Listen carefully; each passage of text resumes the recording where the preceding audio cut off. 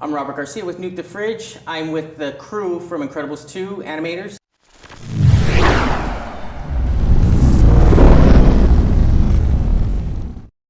I'm Tony Fucile, one of the supervising animators. And I'm Bill Watral, the effects supervisor. So we saw a presentation earlier, and I'll tell you, I saw some of the early footage at D23 last summer of some of Jack-Jack's powers and some of the stuff he's starting to show. So can you give us some insight on some of the special effects that went into animating his newly discovered powers? Sure. Yeah. From the effects standpoint, we had to figure out how to maintain that look from the old film and be sure that we're still identifying with the characters in the same way, but bring that visual style up to what our sensibilities are now and utilize all the new technology we have. So there was a lot of effort put into thinking about how to make these super cool stylized effects fit in that like mid-century modern super stylized Incredibles world. Now, we saw that director Brad Bird got goo. He got his goo. I know in the first film, that was one of the powers that he was hoping he could get, and for technical reasons, wasn't able to exhibit that. But so you guys were able to accomplish that this time around. We were, yeah. We have these. It's in animation actually. You can actually grab the stuff like you're animating clay. Mm-hmm.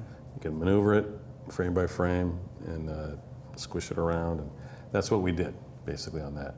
So we had hand-drawn, we had an animation pass, and we had a hand-drawn pass over it. So someone would kind of do like a wish list of how gooey we want it to be, and then they were able to actually get in there and manipulate it frame by frame. So for just the the raccoon scene, the fight scene, where like I said again, we're starting to see Jack-Jack exhibit all these powers. I know there's a lot of hands involved, a lot of animators, everybody's working hard on it. So sequence like that, typically, how long did that take to film and animate? Oh man, it's hard to say because it's funny. It starts in the story reels, mm-hmm. and then this was an early bit. It was the D23 thing was something mm-hmm. that was a go early on. So we had an early pass on it, and then it was a long one. That one took a while. It did, it was our first piece. Yeah, the first sequence that you run through the pipeline is always kind of the most challenging because you're working out all the kinks and all the details and everything. Mm-hmm. The cool thing about that one is we did have the extra sort of deadline pressure of the D23 to get it out to the visual quality that we wanted the film to be at. Mm-hmm. So that put a lot of extra sort of fire under our butts to get it out and make it look beautiful. It was a little sort of practice session of what was to come in terms of like having to get through a lot of work quickly. So was that the plan to at least have something to show at D23 initially when for the convention? Mm-hmm. Okay. Yeah, and that one was ready, closer to being done than anything else at that point.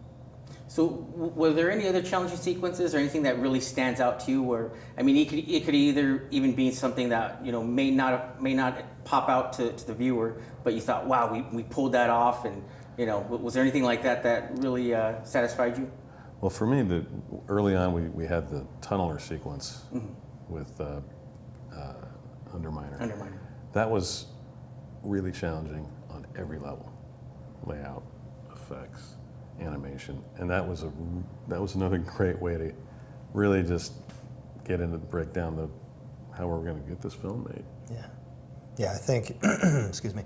I think in general there's a lot of choreography in this film because it is an action film. There's a lot of choreography required between all the departments. I think the Stop the Tunneler sequence is what we were calling it, the Underminer stuff. Is one example of that. When you see the rest of the film, you'll see there's a lot of other complex choreography that happens between camera and characters and effects and staging. And I think in general, that was the biggest challenge, to figure all that stuff out in the time frame that we had and get it moved through the pipeline.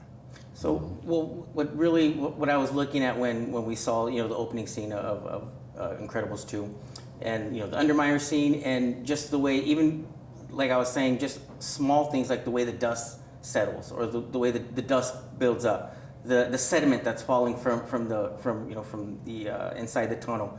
All those things were just spot on the way you know, it's hard to describe like how detailed it was, and I'm sure something like that must be satisfying for you, you know, for the special visual effects side. Yeah, I mean, that's his. I'm the animator. He's the visual guy, but totally. I mean, I feel like all those details are going to really pay off, and the sense that the audience, in its totality, is going to feel like this is a real world, even though it's a stylized world. Things make sense. The lighting makes sense. Everything about it feels substantial, like you can touch it, tactile. I mean, I gotta say, having you say that makes me feel really good, because you know we haven't fully unleashed this to the world, and hearing somebody who has seen a piece of it say that we kind of nailed it. Well, not kinda. Thanks.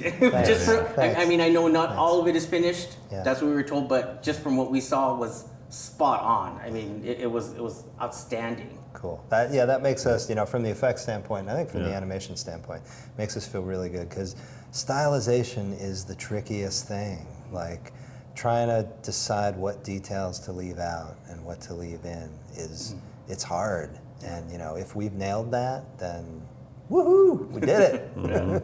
Again, gentlemen, thank you so much for your time. Congratulations on Incredibles 2. Thanks. We're really looking forward to it. Thanks again. Thank you. Thank you.